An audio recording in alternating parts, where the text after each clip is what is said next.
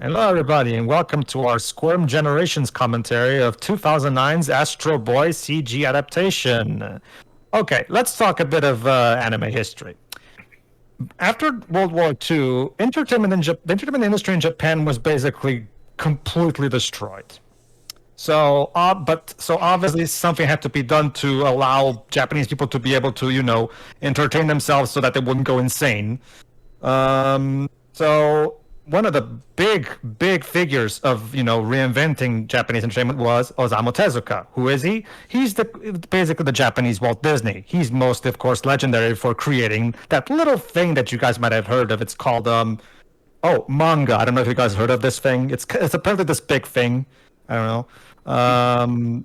But yeah, basically he created what is regarded as the Japanese Mickey Mouse, aka Astroboy. In fact, if you look at Astro's hair, you can probably tell that there was some Mickey inspiration there. Yes, Pedro, I do love Mega Man.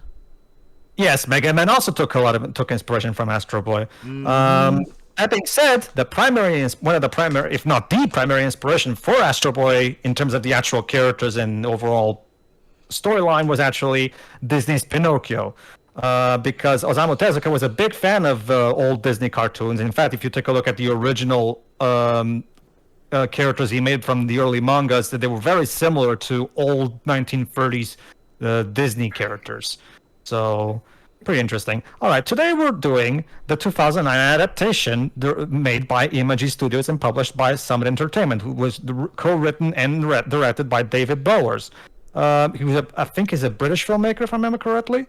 And yes, apparently was an animator for DreamWorks, actually. Yes, he directed Flushed Away, which was also an underrated film in my opinion. So this movie is actually interesting because he used this movie as kind of when he read the basic story of Astro Boy, he thought it would be something that we'd really like to do because he himself had much like Astro, he has a strenuous relationship with his father.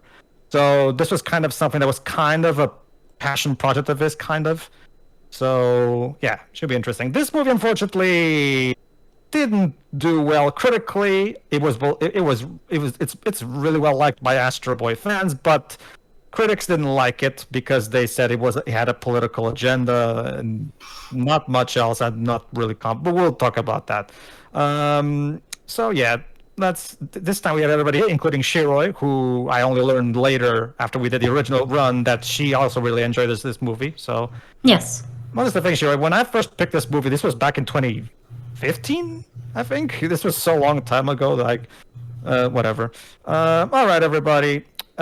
Start before the Summit Entertainment logo. I'll do a lot more trivia as we go along. All right. All right, then. Ready. 3, 2, 1. Click. I'll also start by saying something that will of course spark his interest. This is my personal favorite. It's my personal favorite John Ottman score.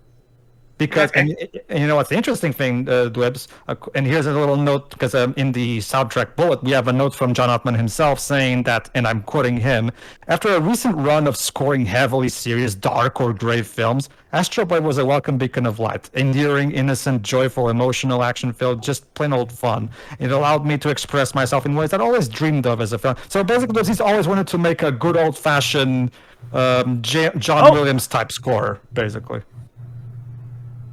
We're in the end game now. Also, apparently, the idea of making Astro Boy movie was present since the end of the 90s, where Sony wanted to do it. And at some point, apparently, Genny Tartakovsky was supposed to actually make the animator of it. Frozen.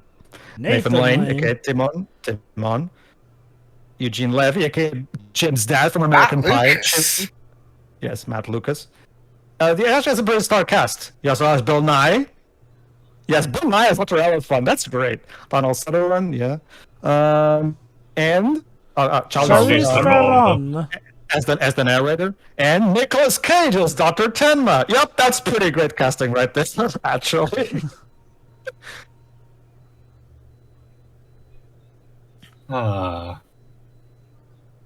Yes. The primary source that was used by David Bowers was actually the 1980 anime. Fair enough. Although weird. To give you an idea, he even uses the same dub names from the English dub of that. For example, Dr. Elephant, which was the... Go on. Isn't Tenma a bad guy in the 80s anime, though? It varies, Jova. Like, I'll talk about it later. It depends on which incarnation you're talking about. In the 80s one, it's kind of complicated, you'll see. I'll talk about it later. No, that's... Yep, our friends, the robots. Mm-hmm. Huh? Who needs that? I've got a phone to do that now. It should be an Alexa. Actually, or Facebook. We even have Even robots in our nanomachines, bloodstream. Huh. Yeah. Oh. You know, Oh. Oh. You know, that This is literally... poses the important question. What if robots were people? Mm-hmm. Well, there you go. Oh. Okay. And here's Dr. Tenma. Yeah, With his magnificent goatee. And a nose that could literally kill someone. It's actually not a bad. It's actually not a bad 3D version of him, actually. Yeah, and Tobio. Oh, okay. In here, he's called Toby, as in the 80s anime. But to answer Jova's question, OG Tenma was indeed a real bastard, Jova. But 1980 Tenma was a bit more of a tragic figure, in the sense that yes, he technically still abandoned. He still technically disowned Astro at first, but then later he regretted himself. But unfortunately, he died before he could, patch things up with Astro. When I say bad, I'm talking about. I recall there being an anime that pretty much portrayed him as a villain, that Astroboy had to fight or something. That would be the 2003 anime. Oh God! You know, I have to remember that by now. Stuff like 2003 is probably considered nostalgic. Oh wow! Wow, that Freddie Highmore's voice at this point coming out of Astroboy. I actually don't mind Freddie Highmore. I actually think he's fine. I mean, he's not like my first choice for Astro, but I think he sounds fine. Anyway, what were you about to say, Pedro? There's been various retellings, Jove, and it varies highly depending on which one you're talking about. Was there anything after the? Was there anything after the 2003 anime? Because I recall Astro Boy. Okay, aside from this movie, I don't really recall much Astro Boy stuff. Well, I think there was something recent. After the 2003 series, the franchise kind of went a bit quiet because Tezuka Productions nowadays is working on other stuff. The closest we got is a French Japanese animated series called. Sorry. Now look, Toby, there's only so much I can do before eventually I'm gonna have to be in everything to pay off my debts. And that's not a joke, actually. Nicolas Cage literally has to do everything he can now because of his exorbitant spending. Like, the man follows his dreams, but boy is he paying for them. Yes? This robot is voiced by Eugene Levy, a.k.a. Jim's dad from American Pie. Don't ask me why him. He just why not, It's so random. Well, I mean, I like Eugene Levy. He's a funny actor, so... It reminds me of the beginning of the Smurf live-action movie where just like a shitload of cameos. And this is President Stone. He's a new character made up for this movie. Oh, what's Hotel Transylvania doing here? Honestly, I'm kind of reminded more of Ants. This guy reminds me a lot of a villain from that. Oh yeah, Dr. Elephant. Okay. Oh. But yeah, as you notice from that earlier scene in the car, because it's the classic story. He's a working dad. He's busy. The mom died already by this point, so Toby has to basically just make do, and he's taking care of robots at home. I'm sure nothing wrong will go with this. Yes, definitely.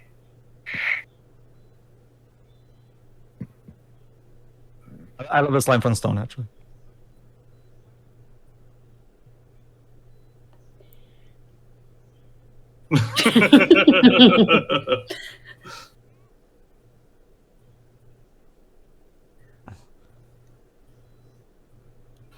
But yeah, the closest job was a 2019 French-Japanese production called Go Astro Boy Go.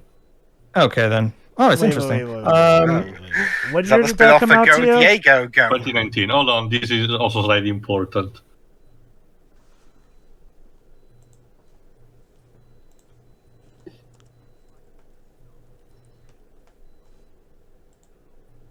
and I caught it in my bottle.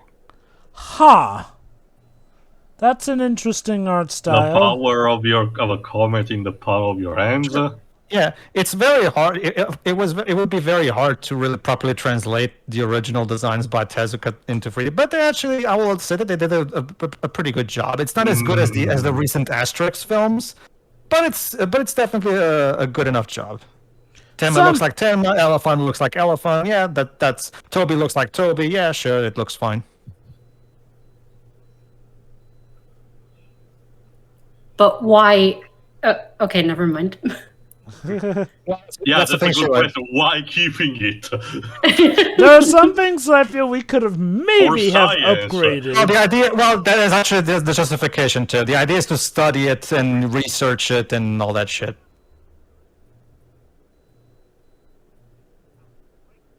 Use it. You'll see. Blackmail. What? Yeah, okay. There's quite a lot of people who say that President Stone is a caricature of Dick Cheney. I can kind of get that from his mannerisms. I can see that, definitely. I will say this, though, that I feel like if there is one weak point I do have with this movie, it is probably the bad guy.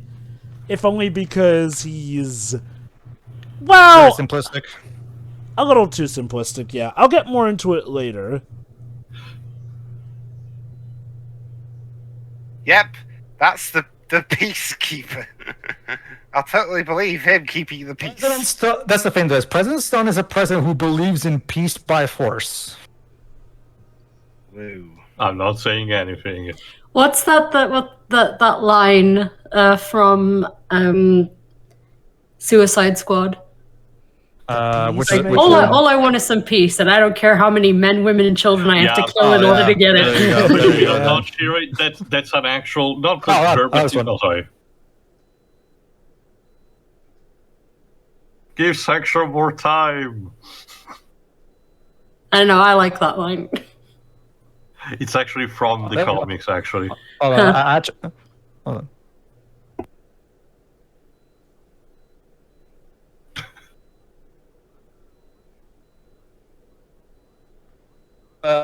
Sorry, Joe, but once again, the red color is used as a symbolic of evil. Sorry. Also, I will say this. While I do dig the actor, I do feel like sometimes the animations don't always match his tone of voice.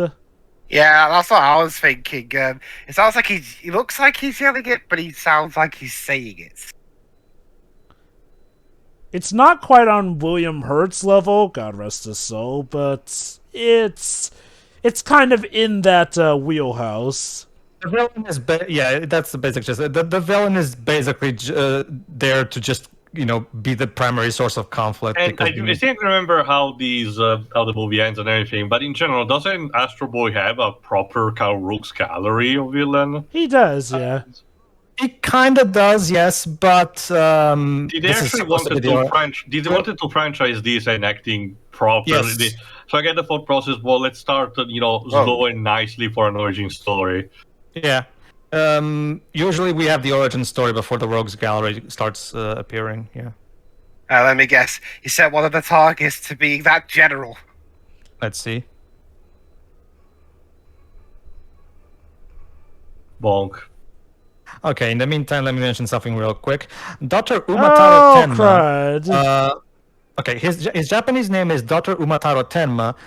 In here, he's called William Tenma. Sure, why not? It's actually a better name than what the 1980s English dub of the anime had, which was Dr. Boynton, even though, I don't know what the hell they got that name from. Everything's going to be fine, was the last thing he said to his son before he got vaporized. Yes, this is exactly what happens at the beginning of the manga. Tobio, or Toby as he's named here, dies. Doesn't he die in a car accident in the original, though? Yes, in the original he dies in a car accident, which, again, fine, whatever. As long as he dies. I mean, what matters is that he dies. I'm As long okay as the with kid it. dies, it's fine. Yeah, as long as he dies, otherwise we're not a story. I actually do enjoy. I actually think it's an interesting choice that they made because in the original, yeah, it's a car accident that Tenma is completely unrelated to. In here, Tenma has an even bigger reason to feel guilty because, yeah, it was in his lab in an experiment where he technically was involved that he got killed. So obviously, Tenma's guilt has reasons to be even bigger here than it does in the source material. Actually, I'm so sorry. It's actually go on. I'm sorry, Tenma. Your son has been killed in the most PG, family-friendly way possible. He was Well, searching thank for Christ. Again, this is perfectly serviceable. Again, I've expressed this how in the past, in more recent times, I've kind of grown a bit idiosyncratic, admittedly, to child death and being to be done in a kind of a specific way to be appealable. cute. Yeah, I mean, but yeah, if in this case guys, works hold on, just fine Hey, look, guys, it's Osamu Tezuka. as a Gentlemen. janitor. Gentlemen, Yeah. ladies, we can rebuild him. So We have Tenma's the going to do. technology. Well, but I don't want to spend a lot of money. so Yeah, so Tenma's, Osamu Tenma's Sorry, go going on. to do what any sensible parent would do in the death of a child: play God and bring them back to life with robotics. Yes, Make his basically, hats. that's the basic thing with Dr. Tenma. At least, basically, after the death of his son, which of course he now deeply regrets not spending as much time with him, in his grief, he decides to rebuild him. Basically, think of him as a more tragic version of Geppetto. Basically, Using a single string of DNA. Hold on, though. How did I mean, that? as long as all this keeps the original integrity of the story, like kill the kid however you want. Oh yeah. go on, Joey. You were saying? I do wonder how the hair survived when everything else got vaporized, but small details. That hat is made out of vibranium. Yes. Okay. It's meant to vaporize flesh only, I think. Okay, so- it was something that was stuck to the hat, but go on, Pedro. Yeah, Dr. What was the Umataro rest of Tenma this in the Japanese version is called William Tenma here, which again is actually a better English name than the original 1980s English dub anime did. So that's actually a good improvement. Well, but Siri, Um, question: what happened to the rest of his hair? Hold on, Weebs. As for okay, yeah, I actually like how they have Osamu Tezuka be one of the lab scientists. That's Yeah. cool. Yes. As for this guy here, the guy with the big nose, his Japanese name is Hiroshi Oshanomizu. I hope I'm pronouncing that correctly. In the 1980s anime, in the English dub, he was called Dr. Elephant, and that name carries over to this movie. So again, you can tell that they've both used the 1980s anime as the basis. That's not creepy at all, Doctor. Yeah, that's Especially actually with, like, that Yeah, whole he scene. even looks evil. Look how he's scowling. That's one of the things about Tenma Dwibs. Tenma is, okay, depends on which interpretation you can talk about. Let's focus on this one in particular. Tenma is a guy who means well, but yeah, sometimes he can come across as creepy because his obsession with playing God, as Teo put it, can be a bit... Again, that's one of the things that I really like about Dr. Tenma is that most interpretations do go a long way to make him a complex individual who can be capable of really bad things. It's interesting because I'll admit, the way I was sort of introduced to the series was by the 2003 anime, which showed up on Toonami a lot. It's a good anime, Yeah. but holy cow, is The most I remember from it was that I might have seen an episode or two, but I can't remember. And there was this Like- GBA game that's apparently really good. They did a really great job making Astro look great in 3D, actually. Yeah, he looks great, actually. Yeah, like, I mean, I'll give the movie credit. While some things may look off, they made sure to get the most important model right, and that is Astroboy. Especially for a 2009 CGI animated movie with not that much of a budget behind it. You can tell that the people who made this movie genuinely cared about what they were making. Oh, fuck, he's dead again. He was So, yeah, never he- alive so- to begin with. So yeah, to serve as the heart, he put in the blue core, aka the core of light, aka goodness.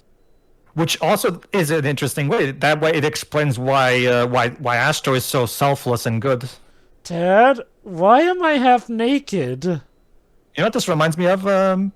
drove into. It reminds me of that change that the MCU did to Captain America, where the serum amplifies Steve's already good nature and explains why he's so good. He's such a goody two shoes. In here, the blue core explains why he's such a goody two shoes, basically. I like how they replicated the Mickey Mouse effect with his hair in this movie. Yeah. Again, it makes sense. He is the Mickey Mouse of Japan, so.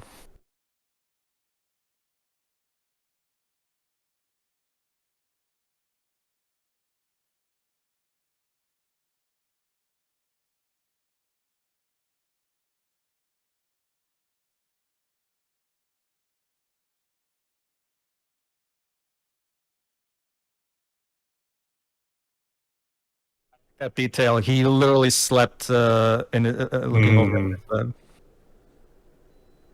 Yeah, you came down with a case of death, as Scott the Wazoo put it.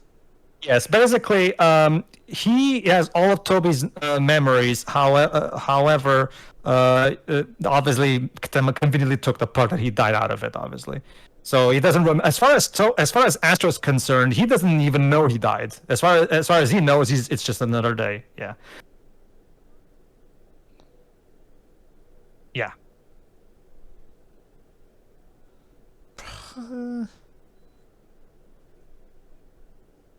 Brilliant. Maybe you should have run it by your staff a bit beforehand to let them know that your son is back as Frankenstein. I mean, you had time.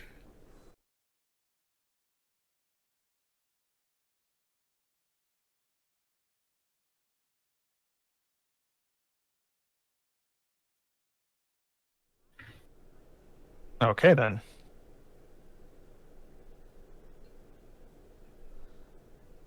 Eugene Levy playing a nervous wreck in a movie. Where have I seen that before? Honestly, Joe, I'm surprised how the hell Jim's dad never became a nervous wreck himself. So yeah. Yeah, Eugene Levy seems to have a knack for playing these sorts of characters in media. Okay, so another thing that I really like about the one particular idea that this movie brings up to the table that I've never seen any other adaptation is actually this one, where he starts homeschooling him, and this is the part where things start. Yeah, and this is actually pretty faithful. Yeah, Dr. Tema can be mean at points. Like, think of him as he's a far cry from Geppetto, whereas Geppetto is always portrayed as the super good, good-hearted old man. Tenma can be mean. I mean, I can tell from that face. So, And again, like I mentioned in the 2003 one, he's basically the villain of the show. Yeah, it varies. It varies. Mind you, some adaptations, I usually prefer when they make him more of a tragic figure than anything, because don't get me wrong, I'm okay with villain Tenma, but I prefer him when he's like a tragic figure. But that's just because I'm a sucker for tragic stories. Oh man, my reason for my soft spot with the 2003 anime is that it is how I got introduced to Astroboy proper. And sure, can't. 2003 anime is an interesting take. Don't worry, I like it too. Classic philosophy. Imagine Animation Studios. The previous feature films, this being their last one, included Digital Monster X Evolution. Hold on, let me mention this. This is also where you start to notice that despite the memories of Toby are in the robot, his personality, of course, is something that cannot be recreated. Unlike Toby, Astro doesn't care for studying. So, yeah, this is going to become a problem, isn't it? Go on. Let's continue. Oh, look, Leonardo Da Vinci. Hold on, go on, Dweebs. So they did Digital Monster X Evolution, the 2007 TMNT film, and Highlander Search for Vengeance, and then this movie. Yeah, this movie's box office failure basically killed them.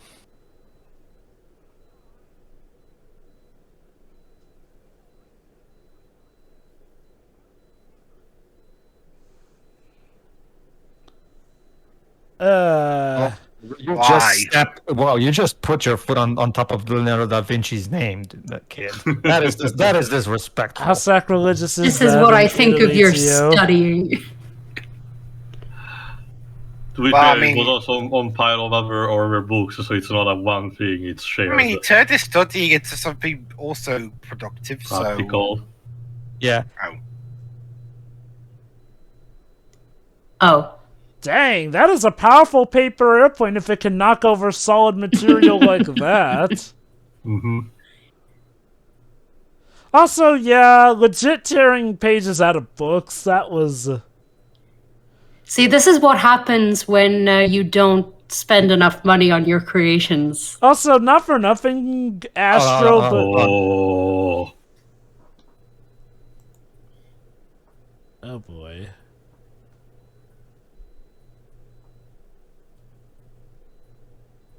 The irony.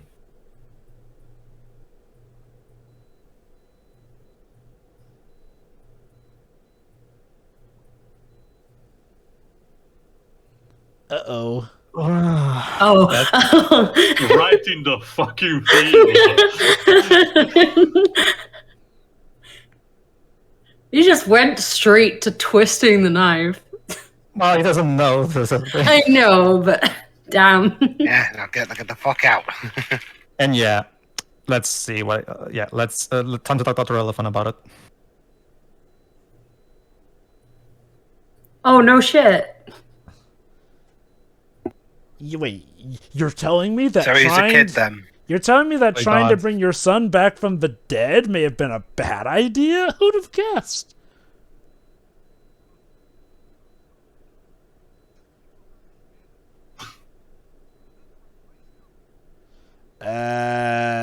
Huh.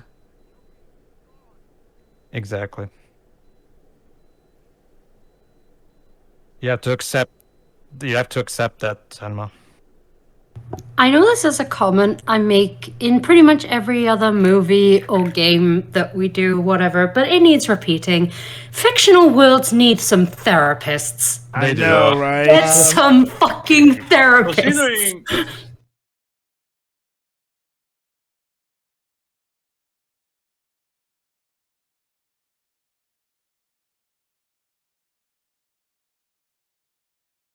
Go on, Tim.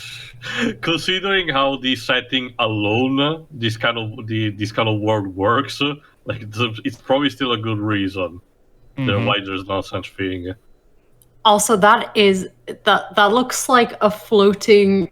Oh my god, that is a floating like, what's the word for it? Antibacterial ball. Yeah. Uh-oh. Uh-oh. Oh. So about learning about flying, you're gonna.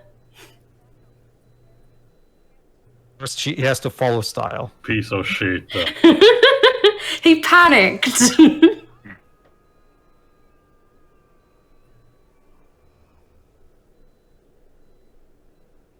And yeah, that's how Astro flies. He has jet boots in his feet. Of course. That's the thing. He doesn't know. Believe it or not, Devs, this is not the most insane design choice by Tema when designing Astro, as you'll see later. That being said, though, as far as he knows, he's not a robot, so one can only imagine what's going through the kid's mind right now. Well, Yeah. he did listen to what the two cleaner bots were saying. Mm-hmm. I know why he's not telling him, but maybe telling your son that he is in fact a robot might be good for you. Maybe. Just maybe.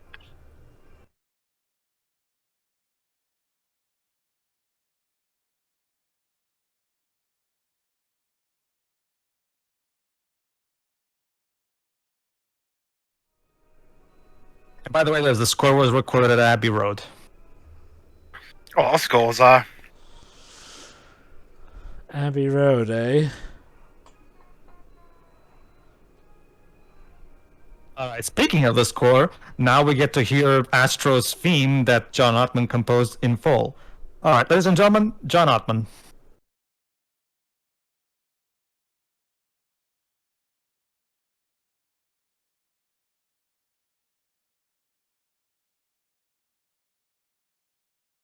I mean, at least he's looking where he's going when he's flying, unlike some other characters. I love I love John Oh. Ottman's Astroboy theme. It's so great. In the manga, it's interesting. This is a really great take on what happened. When Astro discovers that he can fly, he starts flying and going "Yippee!" Like Little Nemo style. Yeah. But I really love what this movie does. It just allows the music to just do the talking. Drill. I know, Yeah, right? exactly. Hey, congrats! You just restarted a volcano. Now everyone's gonna die. Considering how the city is suspended in midair, Jovo, I find that unlikely. Then that But they raises might a have to question: do where with did the the ash volcano still, though, come the from in the volcanic first ash. place? Remind Get me it? too. Get it, guys? His ship, it crashed into a billboard saying for peace and prosperity, showing that he's not really for peace and prosperity. Yes, sir. Remind me, Theo, is there has there ever been any version of Pinocchio where Geppetto lost his son first, and that's why he has no kids, or Not something that like I that? know. Not that I know, and certainly not in the original book. No, I'm asking if there's been any adaptation that had that kind of thing. Not that I know, at least. So, I get what they're trying to do with the villain, political satire and all that. It's just that, I don't know, this political satire doesn't feel the most gripping. It's kind of a bit one note where, oh, declare war, this'll get me elected. Declare war, this'll get me elected. Do this obviously bad idea, this'll Yeah. get me elected. Yeah, the villain is the weak link. Yeah. Definitely, and it's really a shame that they didn't just go with a more classic Astro Boy Hold villain. And here's the iconic scene.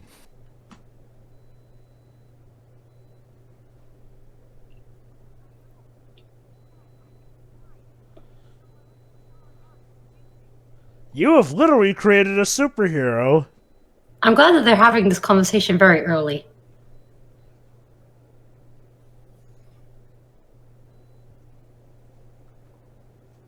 Does someone want to explain to the kid?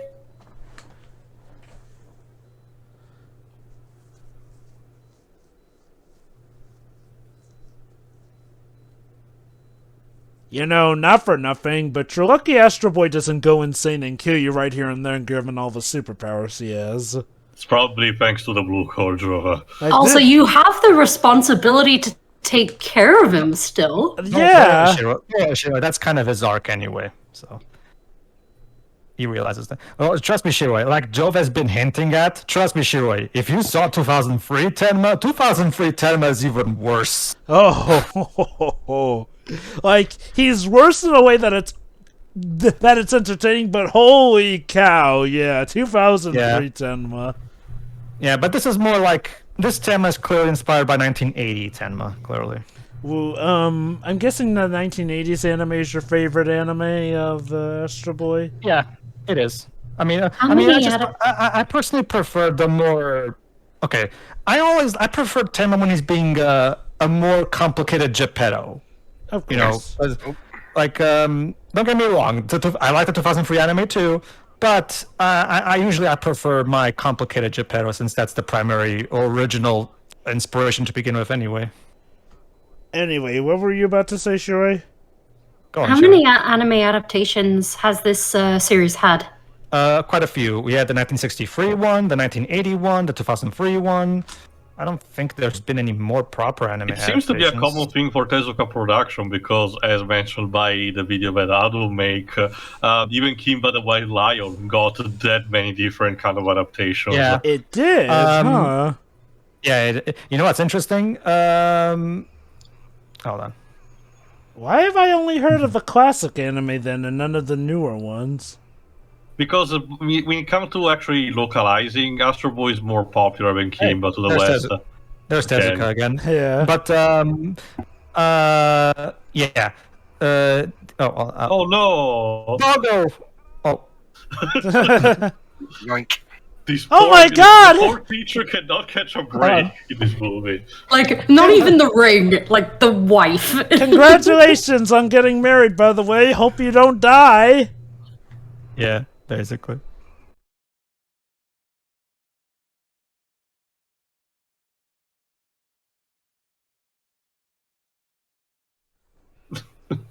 Yeah, that Oh, now windscreen that's just wiper rude. was too.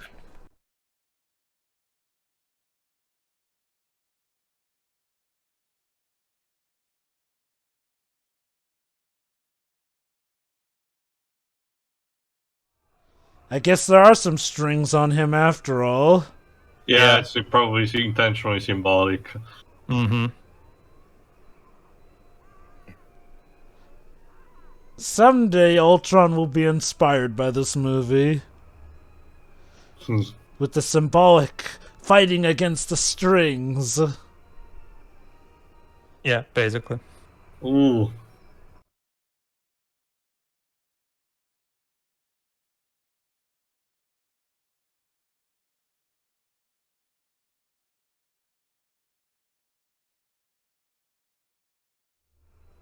There you go. Again. Bodily fluid status sudden release. Sudden release. I There you go. love I it. think that's Now not a that's movie. how you do a I pissed well. myself joke. I piss myself joke in a way that doesn't feel cheap.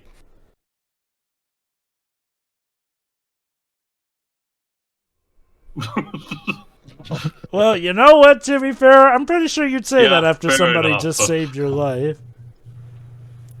Yes. Okay. Did he just decide to end it all? No, I don't think they're Attention. that high anymore. Or maybe there's a ledge Charlie. down there. Attention, Charlie Bucket. I mean, Astro Boy. Mm-hmm. Oh fuck. Yeah, yeah. you could have told me Since the he mess was had- about trying to blow me up.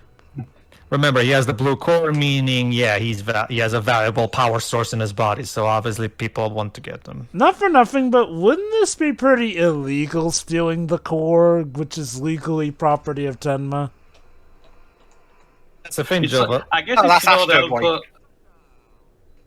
I guess it's not helped by the fact that we don't really see much of the actual government of these Sky City. Actually, to allow me, Jova, we are going to address the fact that technically the orb belongs to the government later. Don't worry.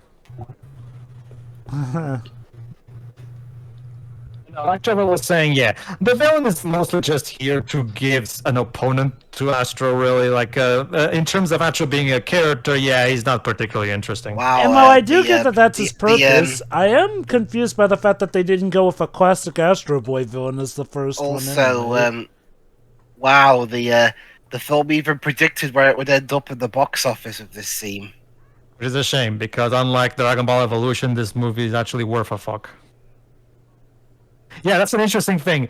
Back when 2009, when this movie came out, a lot of people, including me and Nikon Aquamagna too, were of course talking about, guys, look, see, it is possible to make a good anime adaptation with Western sensibilities. Like, because remember, this was the same year that Dragon Ball Evolution came out, so the fact that this movie turned out good is in itself was quite a breath of fresh air. So, how about that live action Voltron we're beginning? Well, I mean, it could be fine. I mean, if it's better than how the TV show recently ended, then Okay, so allow me to explain something in the manga.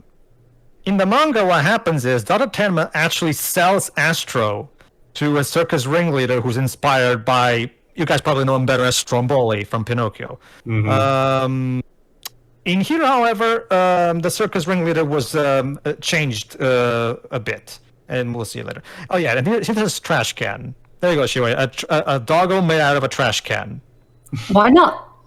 Basically, in the original manga, Astro does have a dog, except it's a normal dog, and he's called Jump.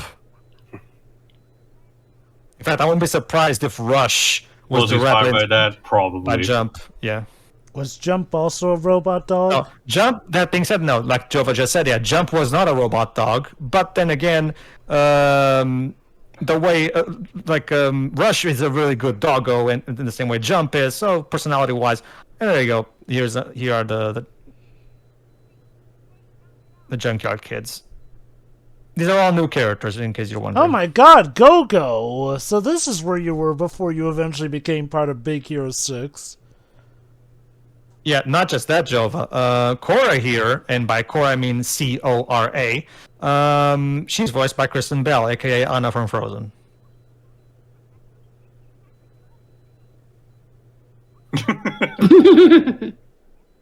He's not familiar with the concept of sarcasm, is he? Nope. Well, he's like, what, 2 days old? He's a Basically. relatively quick learner, I'll give him that. I mean, he's already done some learning in more his past so- life. It's more so the fact that I like to interpret that. Remember, he has all the memories of Astro, but here's of Toby. Sorry, I always like to interpret that moment, Jova, as in he's always been, sheltered because he's always been living at home, being treated by robots. So he has barely, if at all, a social life, and that's why social interactions are not his forte, basically. I mean, he's doing better than she is. As far as I understand, also the setting also basically said that the moment this guy took off, they basically pretended nobody else lives under it, and that's also why they treat it as a junkyard. So yeah, believe it or not, Shiroi, OG Tema, as created by Osamu Tezuka, was even worse because OG Tema doesn't just say that he doesn't want Astro; he flat out sells him to a circus ringleader. What a dick. I wonder what this character representing. So, Russian Revolution, French Revolution, take your pick. No, well, probably Russia. We mentioned capitalism, Oh, but hang on, symbolism the close fist. Yes, the fist. Go on. The fridge character, isn't he voiced by David Bowers? Yeah, David Bowers. Basically, Jova, the fist is usually a symbol of Russia, Russian Revolution. Mm-hmm.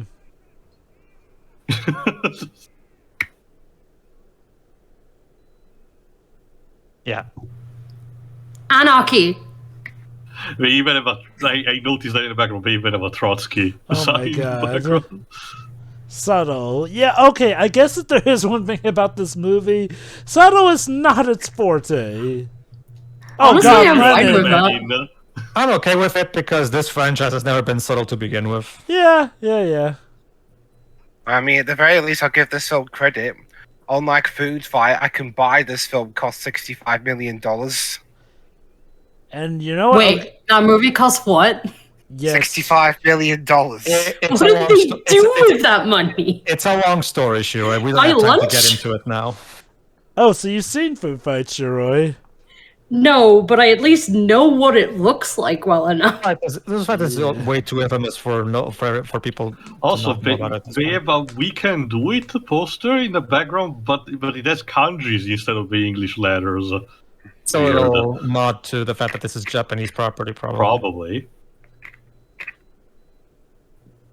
Yeah, so not to mention, Teo, the way this movie uses references to real life stuff like the Dick Cheney thing and now the Russian Revolution. It's very anime-esque because anime likes to use these things in very Yeah.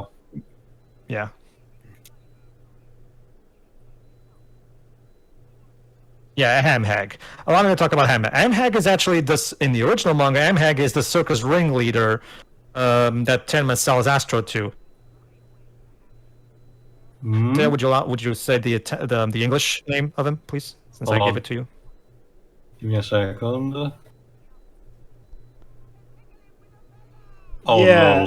no. Yeah, Wait, Mr. Cacciatore, that's what it was called. Actually, come to think of it, given how tickling is technically a form of torture, wouldn't that go against the law of robotics, technically? RRF secret hideout. I'm guessing the idea is that they stop before it officially becomes torture.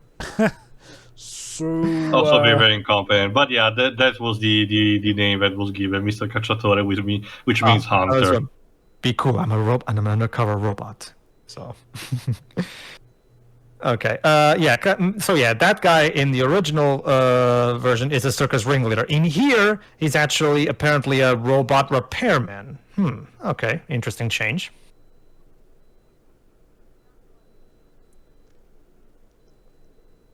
Yeah. my name's Astroboy. Yeah, there's probably a YouTube poop of this when they just cut off the true and say, "My name's Ass." Meanwhile, in Metro City.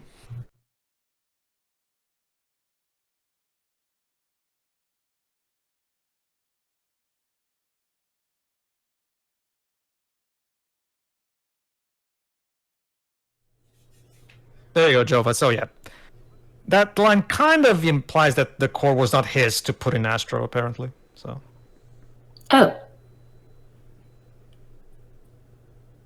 yeah, you weren't thinking, were you, Tenma? he was still processing, or not really doing that. Classy. So yeah, just want to remind you. Wow. Okay. The villain is the weak link of the movie, but he does have his moments. I will. True, yeah, that line.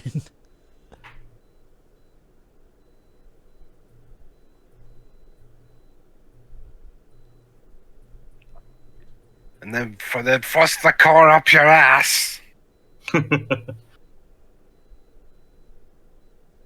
Oh, yeah. Fun fact, by the way, when Dr. Tenma sells Toby to the Circus Ringleader in the original manga, eventually Astro escapes, and it's actually Dr. Elephant that adopts Astro and becomes his new father figure.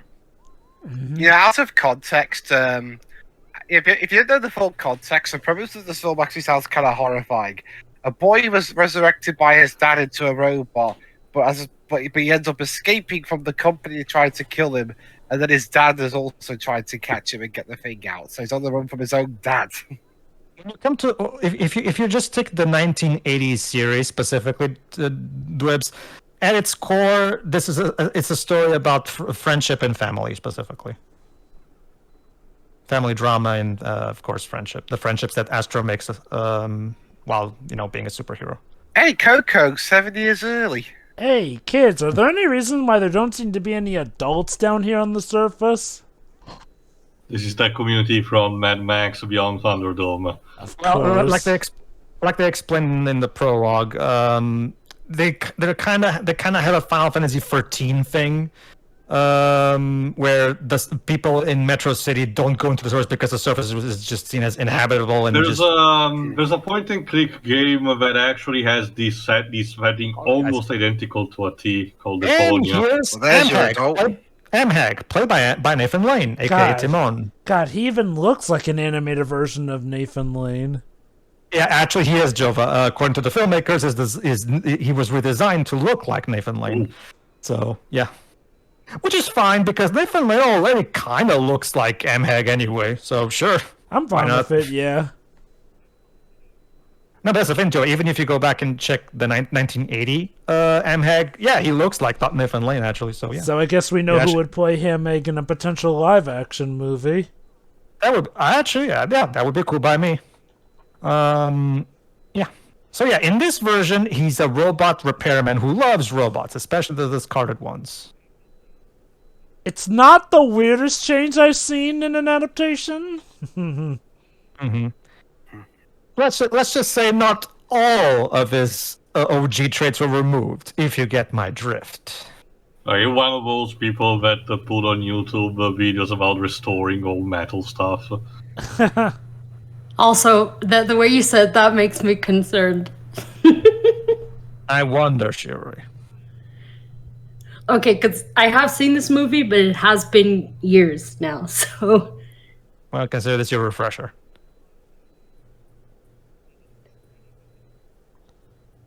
Yeah, I got a warthog you can eat. So I Pizza. do wonder if maybe there's an actual community on the surface, but these kids are just the orphans, or they're literally the only people living on the surface, and this is a Grand Pulse situation.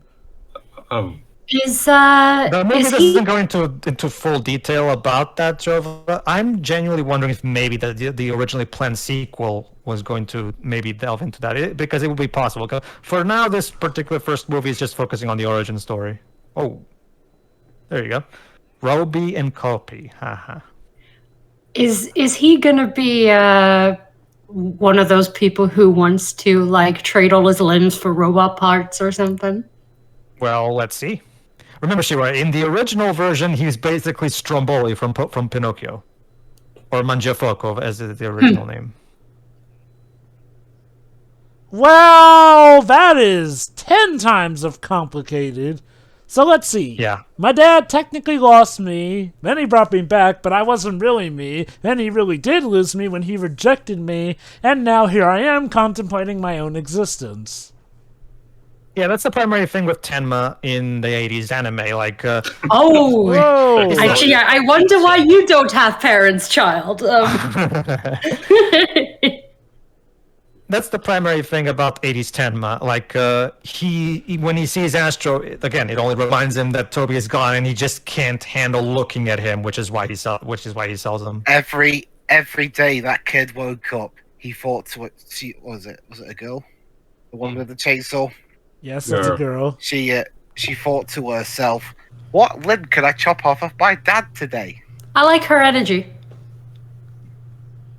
Yeah. I mean, you have to have a lot of energy to be brave enough to hold a chainsaw Hold like on. that at your age. So apparently Hameg used to be part of the Ministry of Science, along with Tenma. Yes, exactly. Not for nothing, but that sounds like a villain origin story. They didn't understand my genius, so they threw me away. Again, it depends. As far as I understand, the way society works is that again the Sky City is this utopistic paradise, but with a very shitty government at its core. Let me put Also, it it's this not way. like his mustache is looking like it's on the way to growing for villainy. Okay. If I had to, I'm guessing Jova will like this. If I had to pinpoint the most common, like the most similar interpretation, would be the 2003 MHAG, because 2003 MHAG is a circus ringmaster as well, but he does have an illegal robot fighting ring. So look forward to that. So, and trust me, like I'm pretty confident she already made it obvious. So.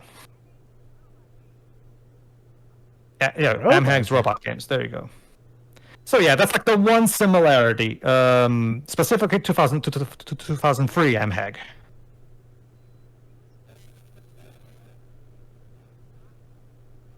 Also, is it me or does your Ah. voice get deeper with each passing day? Oh, this is one of my favorite jokes. He's a robot.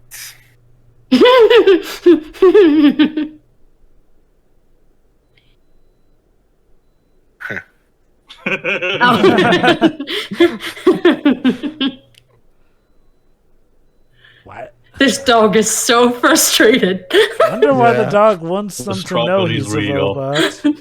The dog goes. That's actually it's interesting. Actually, Jova, I can actually elucidate on that. Jump. I can wait. The sign's right there. It's right next to you, Freak. Only you can read, surely. That's the thing, Jova. The original Astro's dog, aka Jump, when he first met Astro, Jump didn't like Astro at all because he noticed that he wasn't a properly human. So Jump took quite a while to warm up to Astro. So you can kind of argue that maybe this is also like a small little nod to Jump.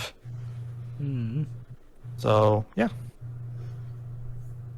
Hello, I am Although- Jump. This is my pet dog, Start. Although in this case, Trashcan's also a robot, so why is he trying to blow Astro's cover? I'm guessing he doesn't. I'm guessing he's jealous of Astro. Maybe I don't know. Possibly. Or maybe because he's technically lying to them. So yeah. So yeah, Zog. Zog is an original character made up for this movie.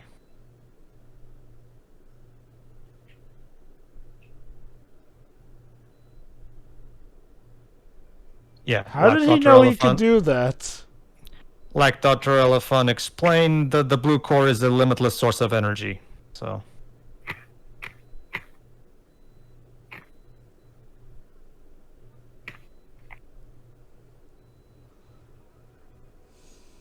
I don't want your help. Okay, fine. So let me get this straight, Dibs. You're in your head canon. Zog was like, I was trying to sleep. Sleep, basically. Exactly. This is starting to remind me of Dibs, remind me, what's that movie where Hugh Jackman is practicing training a robot to fight Chappie? in? No. Real Steel. That's it, Real Steel. Yeah.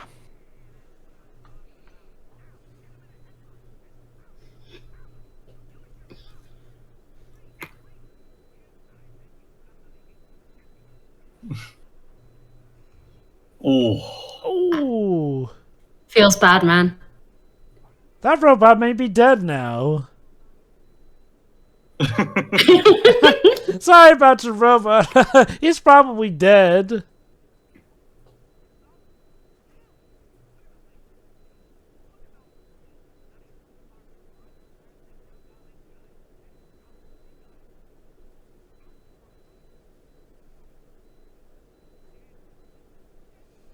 I hope it's not one of those illegal robots that got shut down.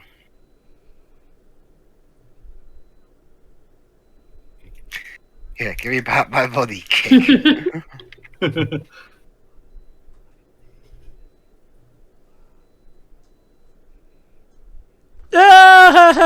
About They that. keep saying things like that. Yeah, good, but that's a piece of shit anyway. Webs, if it helps you. Oh, Yes, Pedro? and there you go. Yeah. Yeah, if it he helps already you- knew. If it helps you, Dwebs, in the original story, Dr. Tenma doesn't get Astro back at all. Instead, it's Dr. Elephant, the one with the big nose, that adopts Astro. So Well, I mean, he seems also, yeah, like he'd this- be a this better song. father, so, you know. Also, yeah, this... Hey, Sherry, do you hear this song all the time, too? Yeah, I do. What song? This one. Yeah. Yeah, what's it called? I actually don't know what the Alright. song is. Yeah, I don't recognize it either. I'll see if I can find it. No, well, that's the thing, Shiroi. For this particular version, they decided to try to have Tenma have a redemption arc of sorts where he basically learns what you were saying earlier, that that despite everything, he it. still needs to take responsibility for Astra still. It's song is called "All Right" from Supergrass. Okay. I've never heard of them. Cool. It's used quite a bit. Yeah, Supergrass are from the UK, so yeah. I think the song's fine for its purpose of the montage. Oh. I've heard worse song choices, Don't paint your honestly. dog, kids. What is the Splatoon street art? Oh, Nobody! You didn't see anything, A Kristen. small amount of tomfoolery. I can double jump, it's fine. Huh.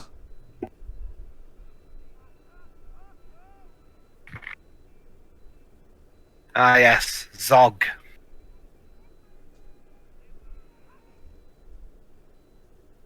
And then that image gets misinterpreted. It's like Astroboy is the devil because he's got those two horns on the back of his head.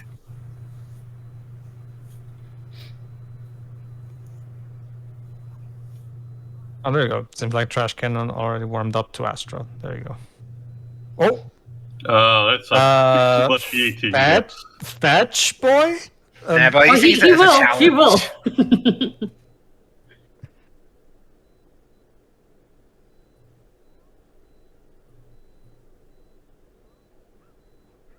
Ow. Oh no.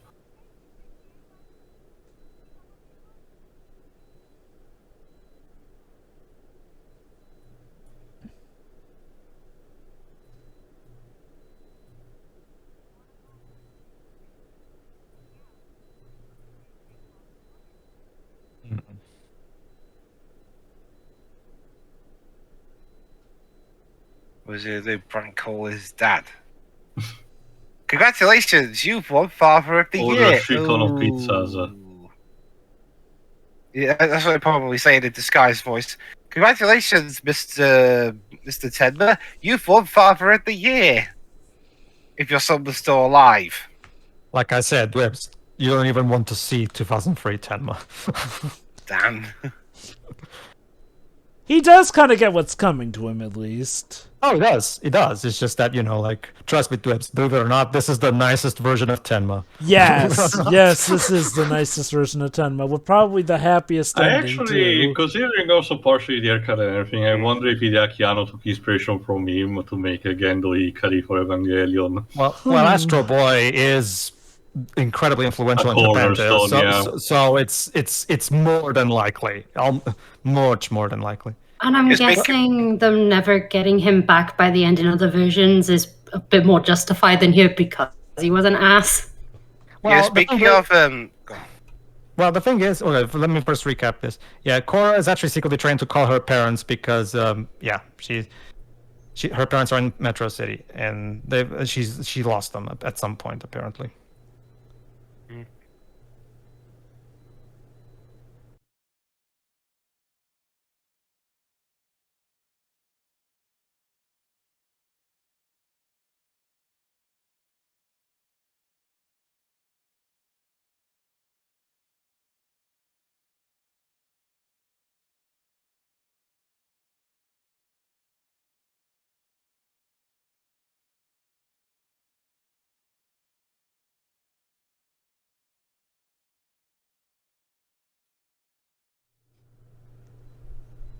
Yeah, surprisingly, I would have to say this. Oh my again, I god, don't that know poor what was dog. Jesus. I don't Go on, remember Theo. what was my original reaction, the original commentary, but I have to say this. This is one case where the liar reveal situation gets handled much better. Oh no, the Astro is literally about to get found out, so it's about No, to end anyway. even so, it's not even in a case of everybody shames him and everything, if I Not to, recall correctly. not to mention, Tail, so far humans haven't exactly been kind to him, as so it's not like he has a good reason to think that, clearly I can reveal myself as a robot, and Also- these guys will just immediately not care about that. So What it kind of turns toilet out- requires that big of a box? So it turns out that A the grand toilet? I don't know. So it Yes, turns Jova? out that, like in the Sonic OVA, the surface world is our world. Basically, yeah.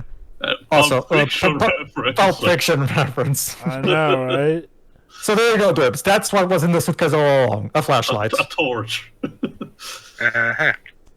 Well, there you go, Dibs. That big mystery is now answered. But yeah, basically, Dibs, in the 1980s anime, what happens is, so the time, of course, builds Astro and everything, but then because of, this is something as in this movie, he lets Astro go and sells him because, again, Astro reminds him too much of Toby. Eventually, Tama regrets that and tries to get him back and tries to redeem himself, but he ends up dying before he can meet Astro again. So in the 1980s anime, he's more of a tragic figure. Hey, right? Rocky And reference. Yeah.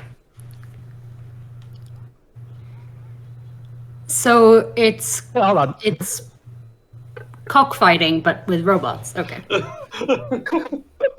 Man, you give up quickly, don't you? But yeah, sure, that's exactly it. Guys, his original outfit. He's not a Circus ringleader, but there's his original outfit. So there you go. And the movie, again, you can tell the people who made this movie did their research because there's quite a lot of little nods here and there to fans who will recognize these references. And there you go. Yeah. Man, Timon became really evil over the years. Or rather, like, God, remind me, Jova, what was his character's name in The Producers? Sorry? I don't remember.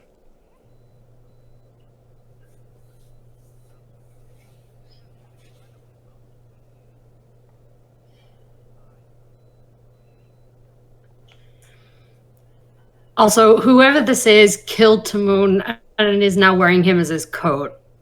I mean, it's the same color. Where did he get all the extra material, given how small meerkats tend to be? So there you go. So there you The go, Jova. title of a movie. So there you go. The basic gist of it is this is kind of 2003 MHEG, kind of, but with the original outfit still. So interesting mix.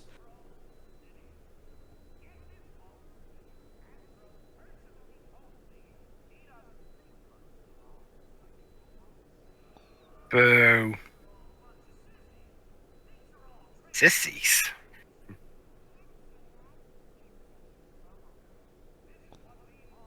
Well, when he figured out what happens to robots in this world, can It you actually reminds blame me- him, Cora?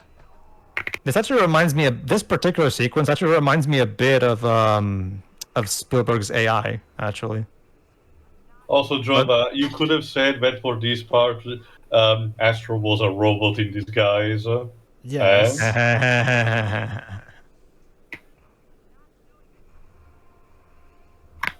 No escape.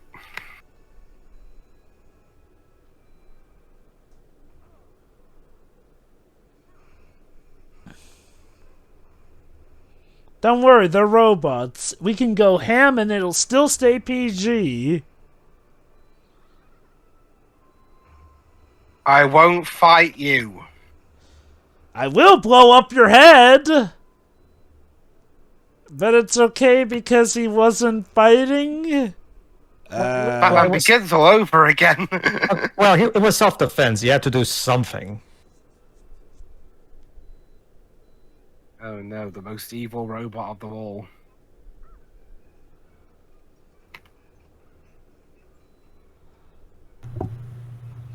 Interesting design choice on part of Hamheg. Can it stop making those noises, please? Don't you see, sure it's just a baby? And right after this, Shiroi, Reggie Rock, and Reggie Ice come in. So enjoy that again. Reggie Ice. Also, I was checking because I was curious about it. Whoa! Dang, Astro. There was an actual video game adaptation of this. How's that going to throw all of them at him? Wait a minute. Hammock, I thought you would want Astro Boy to last a bit longer, given how he's pretty much your new star attraction. That's the thing, Job. As you can see, Astro is more than a match for all of these robots. So I don't think Amheg is worried that Astro is going to lose. Yeet. Wait a minute. They got... So wait, did they just get kicked out of the arena that was supposed to have a force field? Apparently. I wonder if it's a case where the gladiator. I wonder if it's a case where the gladiator. Oh wait, never mind. Actually, There no. they are back in.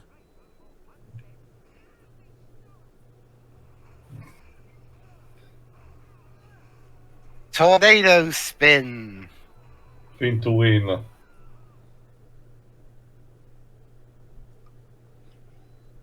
Are you not entertained? Yes, They are.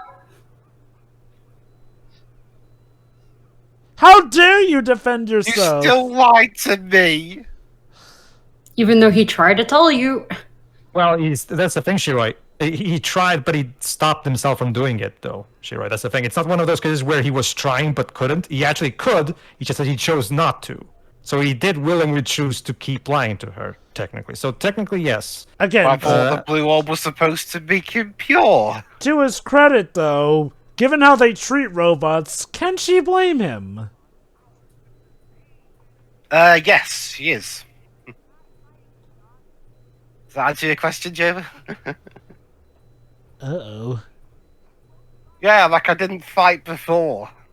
Well, but Zog is actually a friend of his, unlike the other robots. So Head pats? Yeah, head Yeah. pats. Aw. Wait a minute, no, you're supposed to fight. And Well, the fuck crowd is you. just going with this, I guess.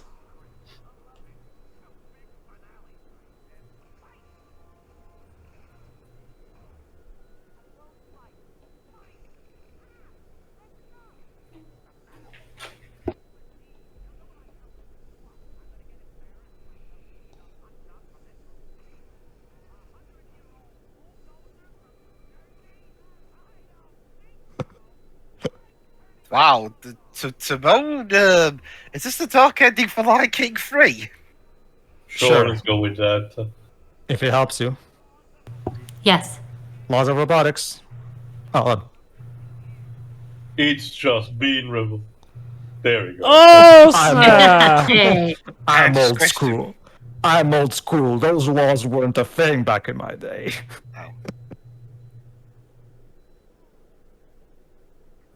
He was legit about to kill him. Hello?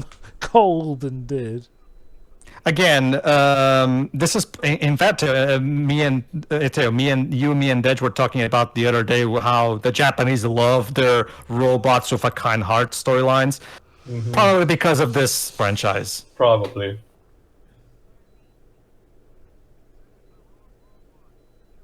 David Cage could never.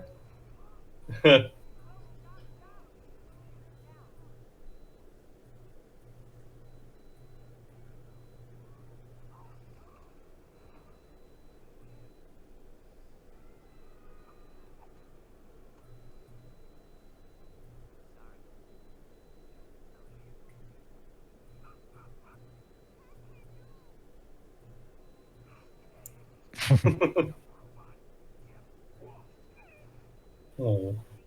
They literally Shoot kicked the dog as you walk dog. past. He kicked a dog, guys. Yeah. Where's the girl with the chainsaw at? But don't you see, Shiroi? It's not a dog. It's a robot. It doesn't have a soul. Oh, and look at that. Of course, he's losing in popularity because he failed to show up for a debate.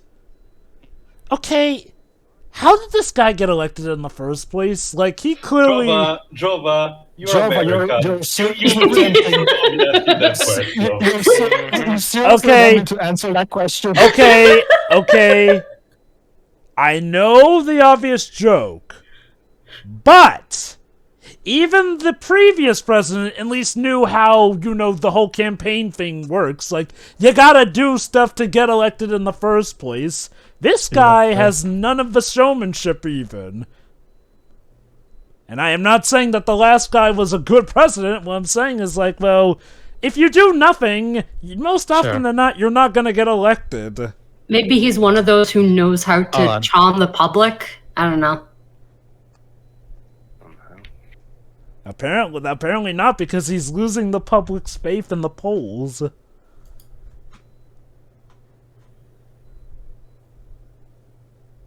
Yeah, I actually really like Bill Nye as Dr. Elephant. That's a really cool choice. Yeah, So, he's good. It's Bill Nice.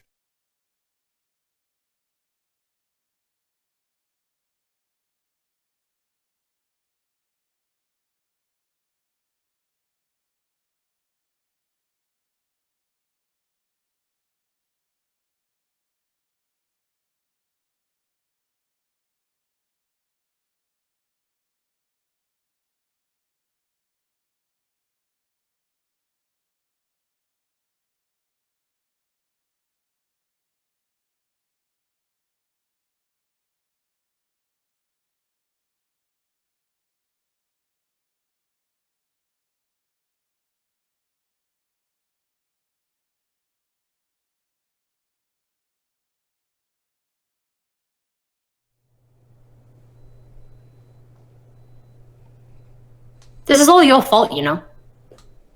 Oh, it is. Entirely.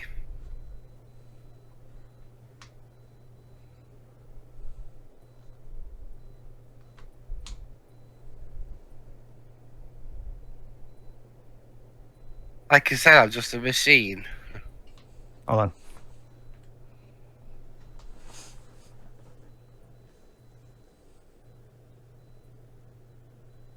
Damn. No, I have to say the animators shine in this particular scene. Like they do a good job illustrating Tenma's conflict during this moment, like with the facial animations in particular. There you go. Mm-hmm. Oh yeah, give it to obviously evil McEvil person. It belongs to him technically, Dwib, so he kind of has to.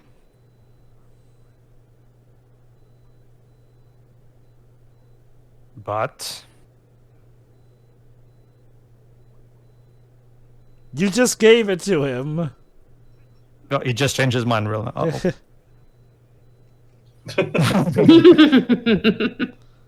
Dang. Talk about a sleight of hand. I mean, it's not like you have the power to open it. He does actually.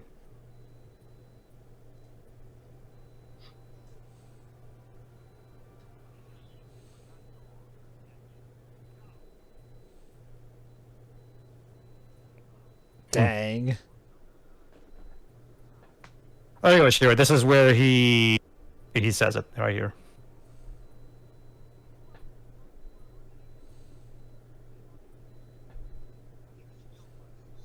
In a way, yeah. Yeah, he created him, so yeah, he is his son.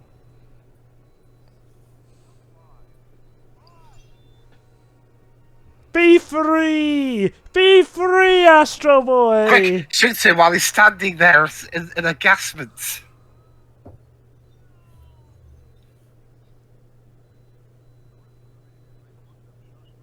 So we shoot. I got you arrest them, but then shoot them. So you just shoot them now. This joke here.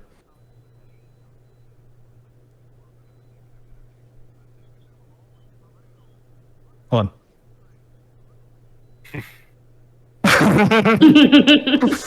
like I said, the villain may be the weak link, but he does have his moments. Yes.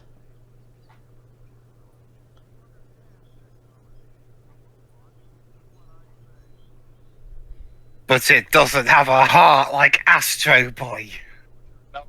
Established at the beginning of the movie that the red core is negative energy, as in, evil, and the blue core is pure energy, as in good.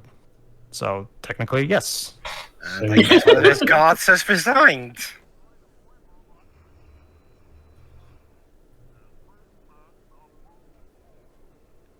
Well, Huh.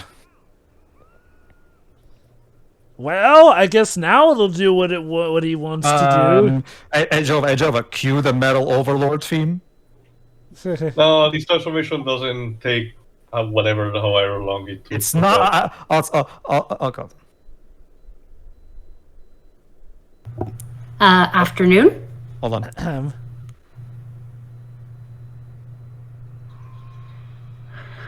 It just asked politely. Come on, yeah, seriously.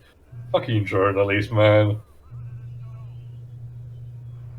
That's the thing. That is President Stone. Little did they know. Well, let me at least. Go on.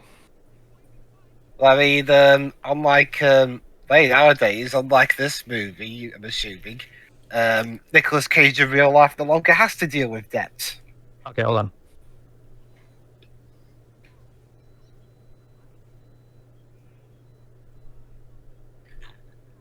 Wait, what? Wait, is there a British director the no Bonfire Night reference? Well, yeah. Yeah. I like that, and that reminds Astro of what Tema just did for him. But Dibs, remember, he was making this movie for with an American audience in mind, technically. So. Also, again, interesting idea that this city has for celebrating Mother's Day.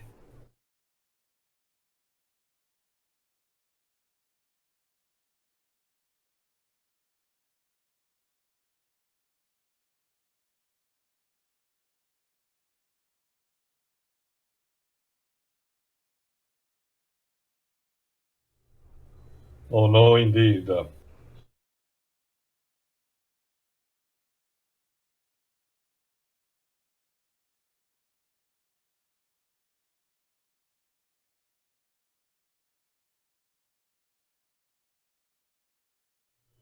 It's like a giant kaiju.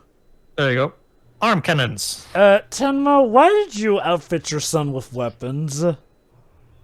That's the thing, Jova. He does that in the manga too.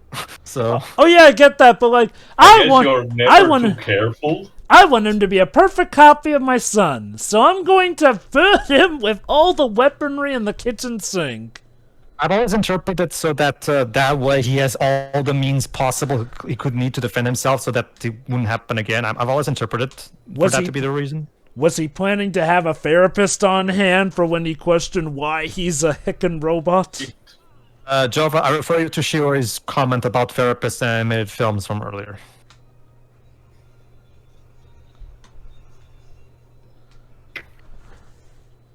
Ow. Like that.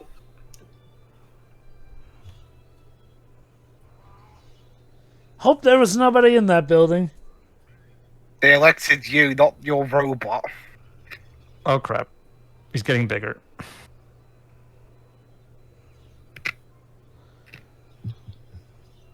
So is Stone aware that he's one with the robot at this point? Yes, he is. But you're not old enough to vote. Yeah, I was gonna say you're a bit young. And here's a little nod to the manga right now.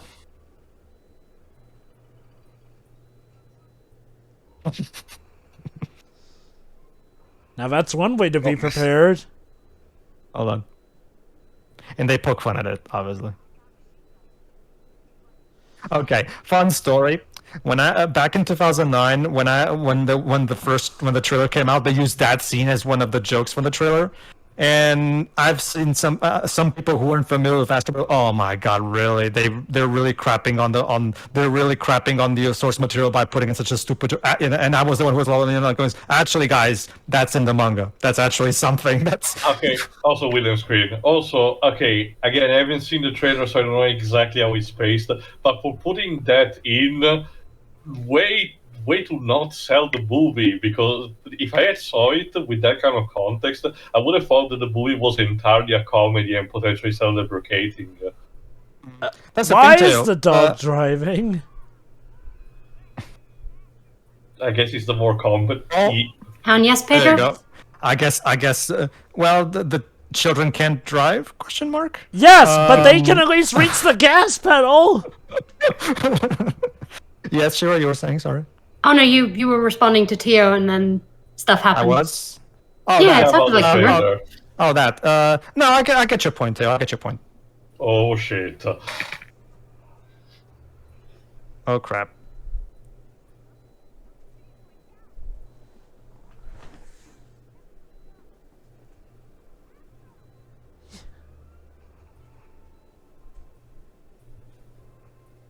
Someone took away the Master Emerald. Yeah. Basically. Again. I think it's stolen Just every week. Set it down Ta-da-da, gently, ta-da-da. gently. I'm actually wondering, Joe, about how many I really love John Otten's score. how many times has Superman done this exact maneuver? Sending know. a falling city around the sky. A lot. Probably about as many times as Luthor stole cakes. Eh. Hey, look, it's a perfect fit. Hey, the Leaning Tower of Pisa. Totally.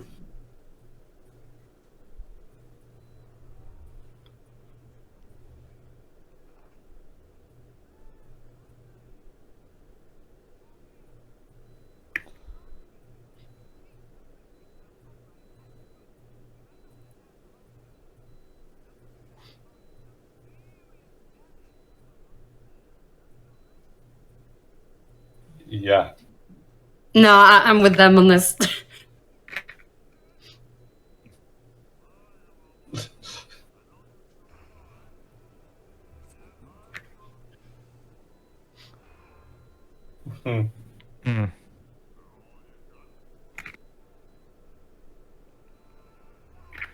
That tickles. I'm sure in a video game this would be a great segment for a QuickTime event. Again, apparently there was a video game adaptation, but I've never seen what it's like. Yeah. Sorry, Peacekeeper, but there's just one problem. It's giving him a heart attack. Well, Dwebs, let's see if you know your math. If you have one and if you have a positive and a negative and you put them together, what do you get? Nothing. Exactly.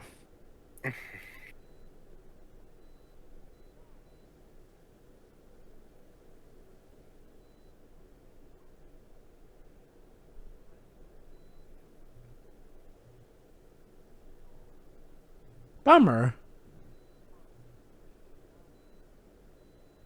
Where do we go? Far away, maybe someplace. I mean, we can stay here. Oh crap! Yeah, how are you supposed to win the election if all the citizens are dead? He'll You're gonna be the Profit mayor of elimination. nothing. I get the feeling he's lost his mind at this point, Dwebs. Oh, hold on.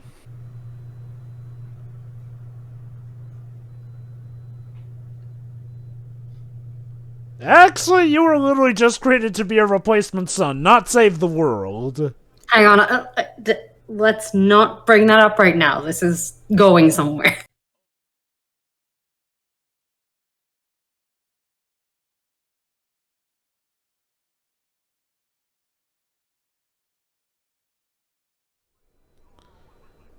No, you wanted to make the big decisions, now you gotta deal with the consequences.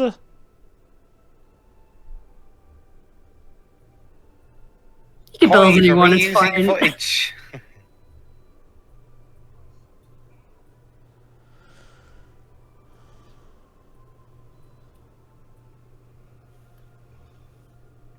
And the track that plays here is called Final Sacrifice. But Yeah, again, that's what really holds the movie together. It's heart.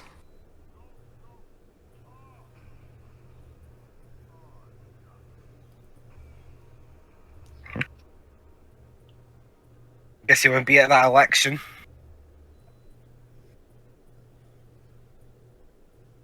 Again. How many sons have I lost in the span of 2 days? 2. You got one for the third day? But he's alive. Yeah, he's off. Okay. Can we take a moment to appreciate that? Can we take a moment to appreciate that David Bowie was told by Sutherland, okay, get on the mic and go pew pew pew. Yeah. Yeah. Donald Sutherland. Pew, pew, pew. Yeah. Oh my god, it destroyed all his clothes, but he's relatively intact, honestly. His arm came off. Oh no! Dwibs, compared to the bigger robot, he came out pretty fine. Protagonist armor, it's fine. Ha, armor. Of all the souls I've known. That before, isn't what I meant, but I'll take it. was the most human. It actually allows, what Jova said. It actually allows for the movie to also do kind of a Ni no Kuni 1 thing. Like me and Theo have talked about before, about the whole, good deeds will not go unnoticed moral, right? As you're about to see. Yeah, not just people.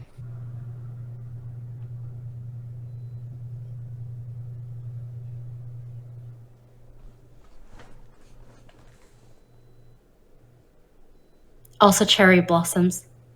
Because Japan. Or California. So there you go. His good deed regarding Zod, of course. Now he gets rewarded for it. We actually have a huge cherry tree right outside our house, so yeah. Also, Jova, considering they have literally Mount Fuji there, no, it's probably more Japan.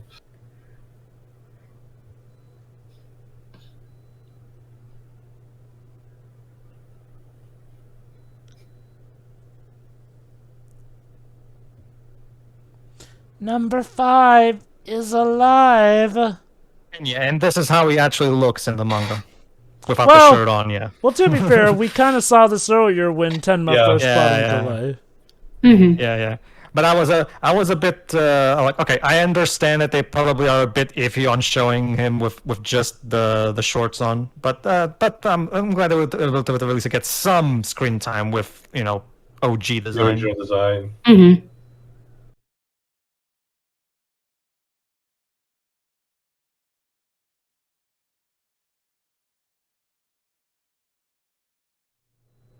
Humor reference.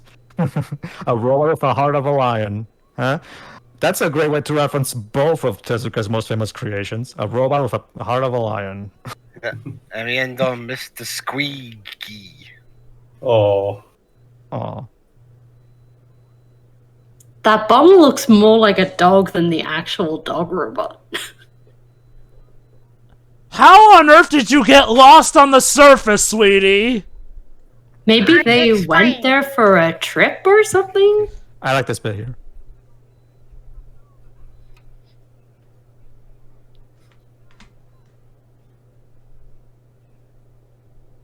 Yeah, we actually did nothing, Sparksy, actually. Yeah, we showed up for all of 2 minutes and We showed up. That's Oh, something. this bit here.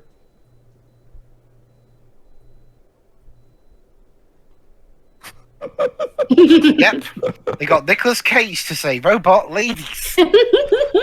That's fine by me. Unless there's somebody out there who's a robosexual. Uh-oh.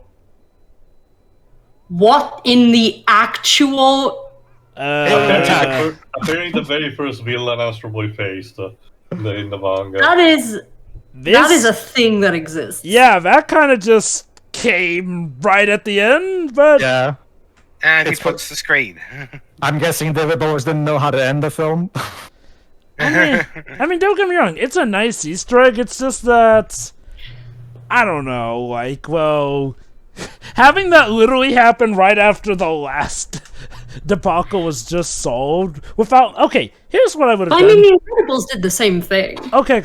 I was about to actually say, Incredibles did something similar. However, that was after a time skip after the final confrontation, at least. Like, I feel like if this had happened, like, after some time had passed... Like the next day or something. Yeah, like, then I would have been fine with it. That said, otherwise, no, this is a very, very good movie. I wouldn't call it amazing, but it's honestly a great take, and it's kind of a shame that we never got a sequel, because I would have liked to have seen where things went with this, honestly. Now, yeah, I'll get the lesser stuff out of the way first. First off, the villain. Like, don't get me wrong. Donald Sutherland, good actor. However, it feels like they have him trying to go monotone for the whole time, even when he's clearly not supposed to for some reason. And yeah, a lot of the bit about how, he's this political satire folk here does not always tend to land. That's not to say he doesn't get good lines. No, he does get good lines, but through and throughout, he kind of feels like a weak heavy, honestly. Other things, it does feel like sometimes the pacing can speed up or slow down a bit, and that ending did feel a little abrupt with the sudden alien attack of all things, like literally right after the dilemma was just solved. A bit weird, honestly. And, I guess the only other thing is like, well, I do feel like the plot could have maybe have been fleshed out a bit more to explain some stuff here and there. That said, otherwise, it's a pretty good movie. The animation can be a bit hit or miss. Thankfully, I'd say that they succeeded where they needed to for this movie, animation-wise. They definitely got Astroboy's design down just right. I'd say they got Tenma's down fine. The story is still good. It's a pretty good adaptation and an overall well self-contained story.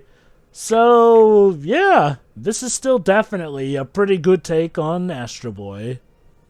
A movie that did not deserve the horrible panning it got in 2009. The movie is by no means a masterpiece, but it did not deserve the treatment it got. What Did it was get his panned? I thought it got competition? more so like mixed reception as opposed to being outright panned. Well, apparently, Joe, this film is promoting a political agenda. Well, okay, having seen it again, I get that the political stuff is very on the nose. I mean, that said, I don't think that should be what sinks the movie. I can see why that may have bugged people here and there. That said, I feel like I feel like it's to a point where, yeah, it's there, but like, it's not enough for it to pull down the movie. Might it annoy some people? And yeah, the fact that the villain's kind of a drag due to it is a thing. Sure, maybe, but I'd argue still that the good values outweigh it. Again, I will say this, I can get how some people would have been a bit put off by it, because that is pretty much all the villain's character here, and if you're not really into that, yeah, you're gonna get annoyed, probably. That said, though, it's still a good movie. It's one of those cases where I feel like the problem I have with it is that people flat out say it has a political agenda, and in the sense that, like, I don't really get that the movie's trying to force its views on people necessarily. Honestly, when I look at this, I feel like, yes, it's a Dick Cheney caricature, but at the same time, I just don't really get the whole agenda part of it.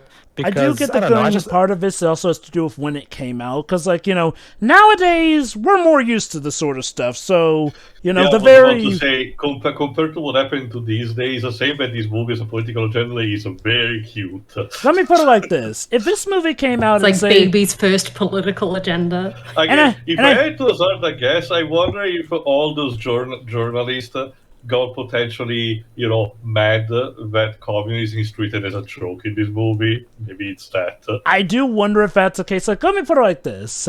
Back in the late 2000s in media, this is not saying that political satire has never been a thing, because let's be honest, it's been a thing as early as the times of Alice in Wonderland, which is technically very well masked political satire, if you can believe that, actually. Even so, Joe, but this was at the beginning of pretty much the beginning of the first Obama administration. Satire was a very strong thing still at this point. My point, though, is like, well, I do get the feeling that this is definitely one of those cases where politics plays a very heavy part in the movie, to the point where, yeah, I mean, we didn't really have as many media productions that were this politically focused while mixing in other stuff. Like, you're either all in or all out. So, I do get the feeling that part of the reception has to do strictly with when this film was made. Had this been made, like, say,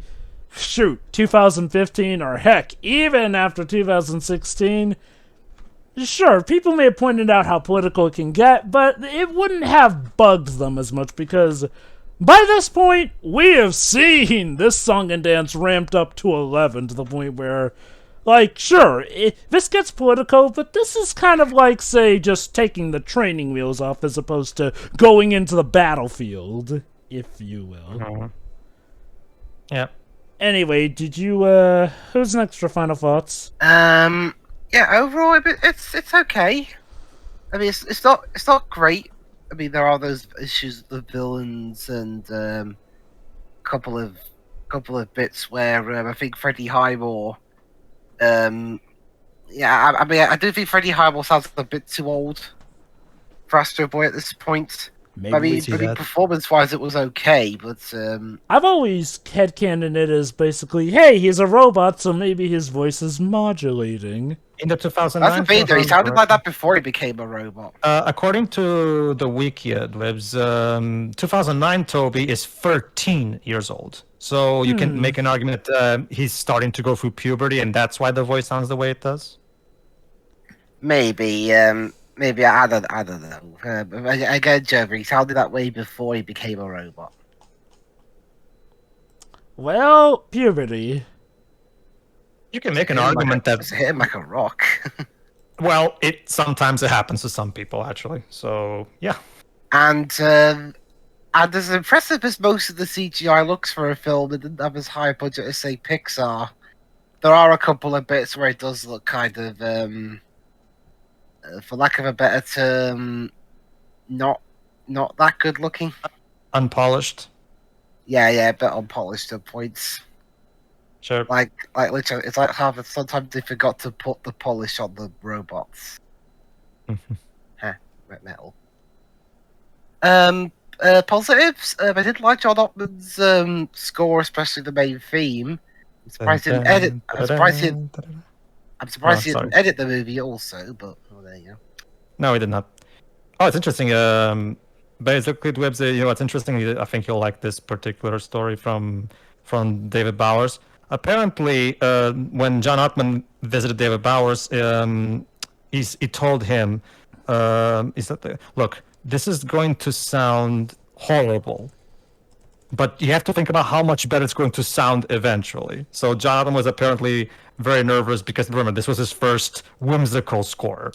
So this is something that he really wanted to do. So, but look, this is going to sound horrible, but think about what it's going to sound like when an orchestra plays it. But David Bowers immediately loved the main theme immediately with no issues. So, I mean, technically, he did Superman Returns. But that was basically him just, channeling John Williams and even using themes from him. This is an entirely original score by him. All by himself, yeah. Yeah. I mean, the story it's solid. I guess aside from the villains, it has a decent moral. Don't be a dickhead. Actually, I could be amoral in the film. Don't be a dick. But the main moral is don't leave your kids unsupervised or they'll blow up and you'll be forced to turn them into a robot. And if they do die, don't try to play God. Go to therapy. Or do play God and make sure to respect your creation, but don't just throw it out. Taking responsibility, as probably Shiro would say. Yeah. And like I said, and not to mention the libs, like I said, this was probably the franchise that got Japan hooked up on the robot with a heart of gold trope. that inspired Mega Man and so many other stuff. Probably, yeah. I mean, I appreciate that as somebody who really enjoys stories that are basically humans interacting with things that aren't. So I was just recently, Level 5 did it with Megaton Musashi. There's a specific character who's a robot who also is gone. But Shuri, what are you talking about? We do that every day now. We're talking to Siri and everything. I mean, I don't, But you have an Apple device. but I switched that shit off. Anyway.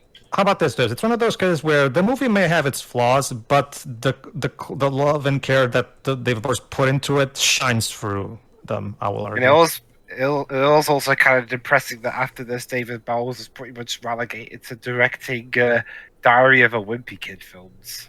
I never saw those, so I can't speak for those.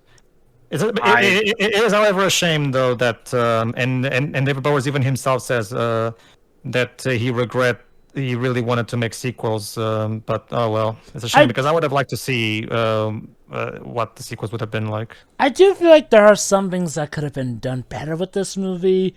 But again, I do agree that it would have been nice to have gotten a sequel at some point. Do we know what was the response from, Tezuka Production and subsequently from his son?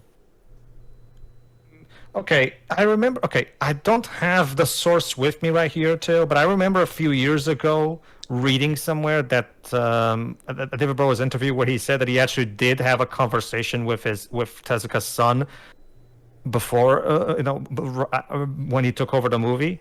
And apparently Tezuka's son's advice was just stick to the heartfelt touch that my father used to put in the manga. And that's what we're saying here, basically. But, I mean... Well, Tia was asking more so, what was his, reception to the movie? I was about to get to that. Like, as far as I can tell, I don't think we had that information. Not that I've seen anyway, at least. The only thing that I have for you, Teo, is that sadly Japan wasn't exactly keen on watching this movie either, because this movie bombed in Japan as well. Okay. Then that was probably the absolute thing that sank the ship. Maybe if Japan had an interest, they could have still made a sequel, but if even the country of origin, Japan, wasn't really getting into it, well... You know what's interesting? You know what's interesting, Jova? What? You were talking about how if the movie was made years later, probably the same thing for Japan, because back in 2009, Japan wasn't into 3D animated films. Oh, irony. But nowadays they are much more, like even Dragon Quest of all things got itself a 3D animated film. So if this movie came out we're in a time today, and phrase where Studio Ghibli are trying 3D animated films. This movie probably would have done. Yeah. So if this movie came out nowadays, Japanese audiences are much more open to 3D animated films made of their stuff. So maybe it would have been better received. How funnily enough, this movie is kind of ahead of its time, having robots remind people of birthdays, seeing as how that's literally what we have smartphones and Facebook for now. So overall, Astro Boy was perfectly fine. It's nothing I'd watch in the near future. But, I mean, could have been worse. I mean, especially considering the year it came out. Yeah, remember, this is the same year that Dragon Ball Evolution came out, so as you can probably guess, not a lot of people had faith in this one either. So it really just feel like a lot was working against this movie, and that is a shame, because I do feel like it did deserve more recognition. It did. Just to get the negatives out of the way first anyway, and the villain is the weakest. He doesn't exactly bring the movie down, but he's just a plot device. I'm not sure what exactly to refer him to as. He is a caricature. Let me put it this way. He's one note. Let me put it this way. He's like that blank spot on a travel sheet, essentially. Every time he shows up, you don't feel necessarily positive or negative. You just feel can we get to the next bit, please? But it's not even a case of, can we just get to the next scene already? Because honestly, he isn't even in the movie all that much, all things considered. The story is mainly about Astro and how he deals with his situation. The villain is just there for the sake of plot beats happening. So Basically. But we spend so little time with him. It's just like I can still very much enjoy this movie, despite him existing. Because it's Even like, then, oh, you're still here? All right, fair Even enough. then, you're right. The villain does have his moments. A couple funny jokes here and there. I think Yeah, the it's best. like I think like he shined the most during the last sequence where he started to completely lose it. I think the best way to sum it up is like early MCU villain syndrome. Like it's not necessarily Yeah. something that makes the movie bad, but it is a shame that the villain couldn't have been better because, sometimes the best way to scale a hero is by how much a threat or proper villain they Even have. the final form kind of resembles Well, that- Iron Monger. Well, that's the iconic line, Jova. A hero is only as good as his villain. Okay, Pretty much, yeah. First Iron Man was 1 year before that. Did they got inspired to make the final form? Oh of my the god! DC Now like that I think about it, yeah, that does seem like Ironmonger a bit.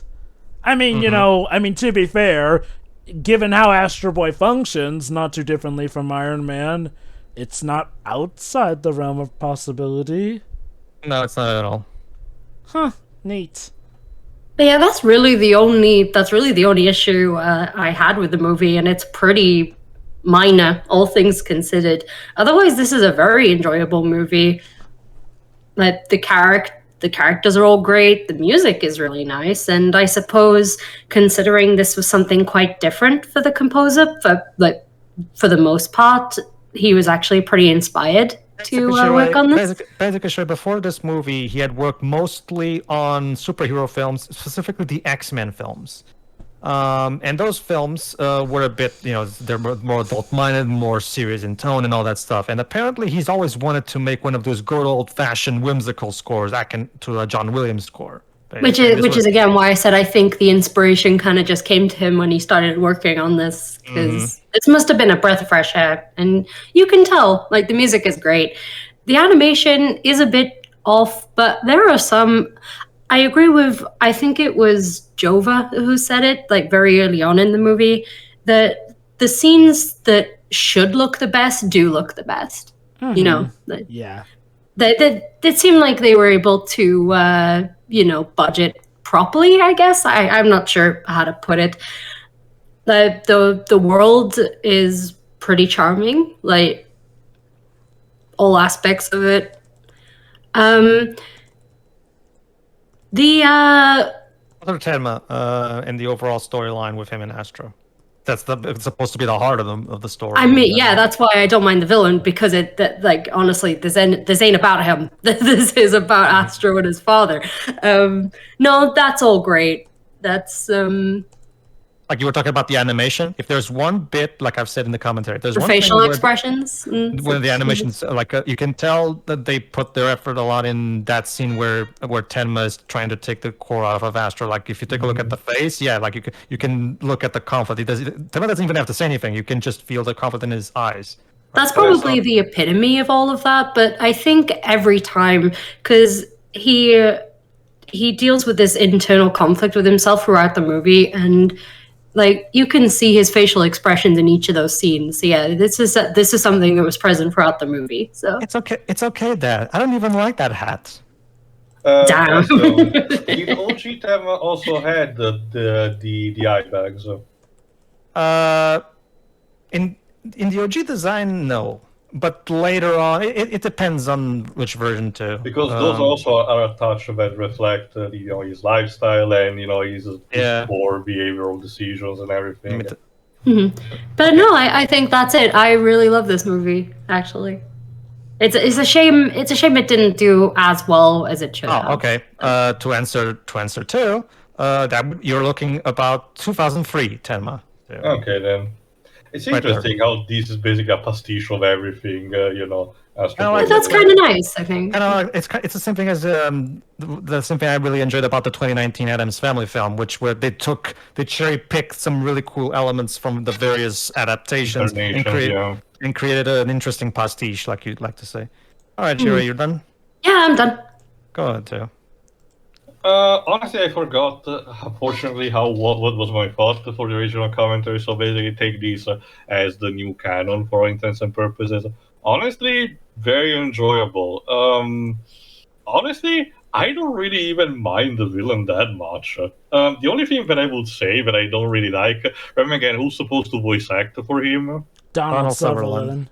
Gotta be honest, his voice doesn't sound fitting for that kind of character design. It's like I feels- mentioned, like whenever he looks like he's supposed to be yelling, he still stays at the same Yeah, he's monotone. very underacting even when he tries to be hammy, weirdly enough.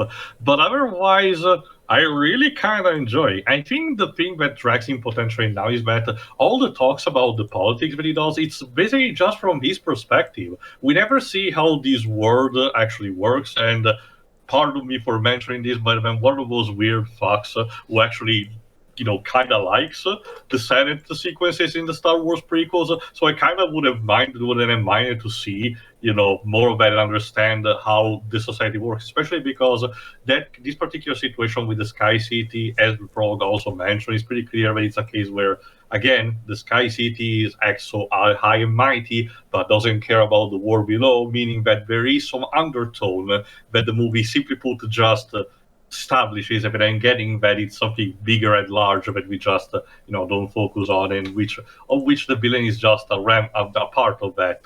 So for all intents and purposes, while it's original creation, I get the idea that it fits with the tone that the original creation had, and I think this I did mention in the original commentary, but unfortunately, just like then, I still don't know pretty much anything. I never sadly checked any of the series, and I know that I should, but fortunately I didn't.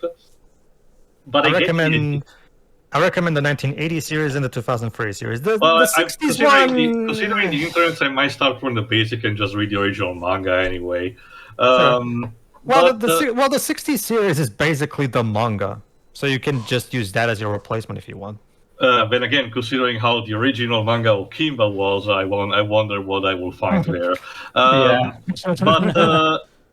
But no, again, as for the purpose of the movies, the score is fine, the rest of the voice acting is fine. The animation is fine for the most part to me. I never found any particular problems, but as I mentioned multiple times, I'm one that doesn't really mind, even cases where the CGI is apparently bad. So don't take my opinion only very on a surface level for this one. Shame that it bombed. Again, I kind of wish we got to know more what was the reception, particularly from the people involved. But apparently, I get the idea one of the reasons why Japan didn't like it was not just because, it's an American remake, because these were a trend, not just Dragon Ball Evolution, but the Speed Racer movie had come out the year before.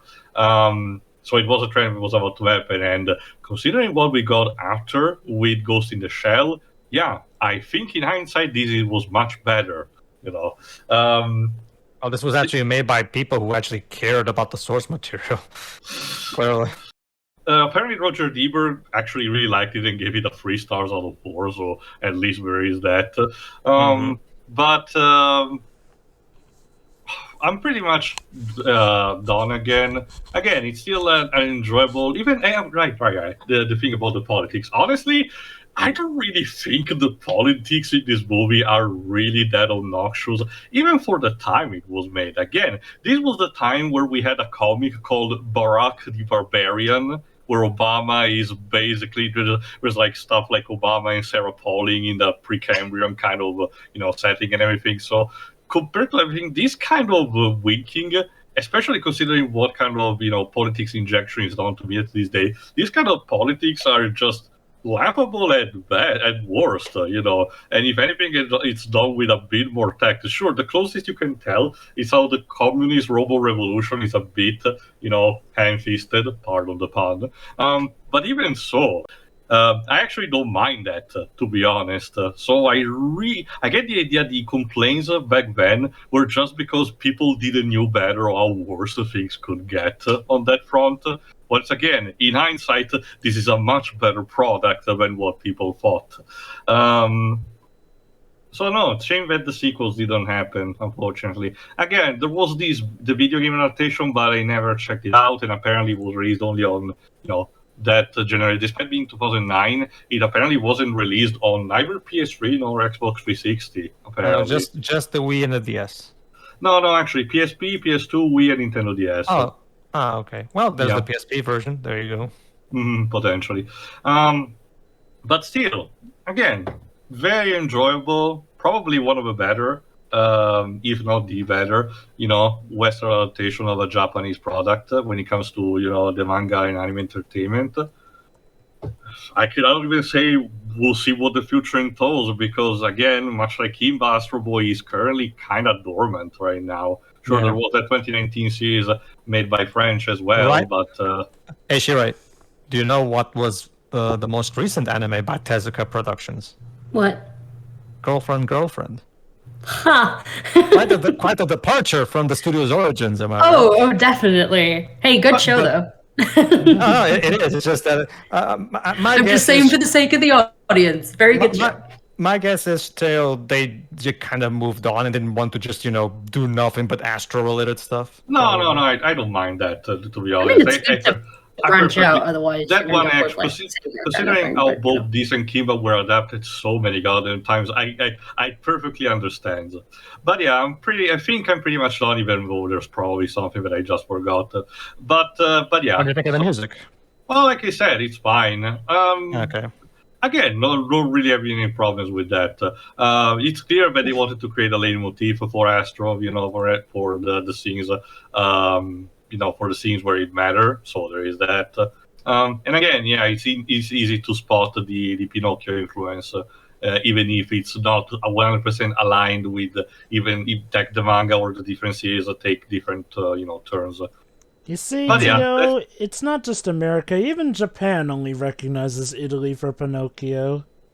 Yeah, it's a sentiment that's appreciated, but just like how it has stopped in recent times, I wish it could just, take a break on that. But I'm digressing. It's one of those.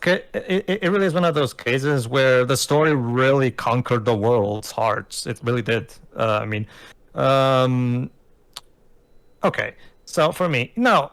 As the one who actually is more familiar with the source material, no, I actually really appreciate this movie because, like I said, like Theo said, there's so many cool references. Basically to answer what Theo said earlier, basically everybody go to Google Images, search 2003 Tenma. You should be able to find an image where you can see that he has the same eye bags that Theo was talking about. So yeah, no, I actually really like this movie. Does it have issues? Yeah, it does. But this is not made by Pixar or Disney, so I don't expect anything. It's made by the filmmakers who aren't particularly experienced in these kinds of films. So I think I'm going to cut them some slack, because they got the most important things right, specifically the story of Astro and Tenma, where they did a good job in taking the 80s version as a base, and for the sake of not thinking things super depressing, not killing off Tenma this time, which is fine. Just give him a chance to redeem himself for a change. So that's nice. And I mean, like I said, personally, I don't care. I don't mind the villain. I think it could have been better, but at the same time, I don't think he drags the movie down, like Chiro said. The music is great. I love the leitmotif. It's really great. And the animation, yeah, honestly, I think it looks good for the budget that it had. Yeah, it looks good. It doesn't look great necessarily, but it looks good enough. The animation gets the job done. So yeah. And again, like I said, I like all the little nods, like with Amhag. With Amhag, we made him a bit more akin to the 2003 version, even though he doesn't have a circus. But we still have him be dressed as a circus ringleader at the end there during the robot fighting. So nice touch there. And like I said, I also like that bit where Tenma is displaying the blueprint for Astro, and it's showing OG Tezuka design right there. So nice. So again, the movie's full of little Easter eggs that Astro Boy fans will catch. So again, nice. And yeah, I really enjoyed this movie. Still, honestly, it's a really fun movie, and it also has a good heart. And again, it pays respect to its source material. It brings its own spin to it, while at the same time, sometimes staying true to the core themes of the franchise. So yeah, really, really enjoyable. And like I said, there you go. Now, for all of you Mega Man fans out there, this should give you a basic idea. what was the primary inspiration on part of I forgot the name of the creator of Mega Man. I forgot his name. Keiji Inafune. No. As he himself has put it various times, I did not create Mega Man. I did, yes, however, take advantage of the hype riding him and let people call me the father of Mega Man until it became inconvenient for me. Don't get me wrong. I'm not trying to completely take away all of his credit. He did the character designs for the first game, so that iconic look, that was Keiji Inafune, so we have to give him credit there. I'm just pointing out the fact that he was willing to ride the father of Mega Man hype for a time. Like, I mean, definitely. Okay, definitely. Yes. I will admit he did clarify. However, he clarified later than he could have, Yeah. But the point is, if you ever wondered, anybody, why anime has a thing, like not just anime, video game, Japanese games, why you've ever wondered why Japanese writers, storytellers have such a big hard-on for robots with a heart of gold, this is why, most likely. Because remember, the original manga and anime completely reshaped the Japanese entertainment industry. This is the big pillar, much like Mickey Mouse cartoons shaped American animation for years to come. Astro did the same thing for Japanese animation and manga as well. So this is the root of all of it. So when it comes to Japanese animation, can't go much more back than this. All right. Tune in for whatever we do next, I guess. Mm-hmm. See ya. See ya.